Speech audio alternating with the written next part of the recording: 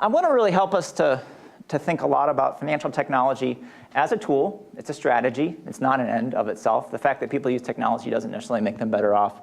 And oftentimes we think about financial technology in this area here, about financial access, that it's a product, it's a new service. It gets people access to a credit or savings or insurance or some other kind of financial intermediation tool. But it's much more than that, and I think we need to think about financial technology as not just being products, but also facilitating relationships, intra-family relationships, across family relationships, across party relationships, across families, households, and firms even. FinTech can also help us with financial decisions. It can be a decision aid. It can help us get information when we need it to make a decision sort of in the moment.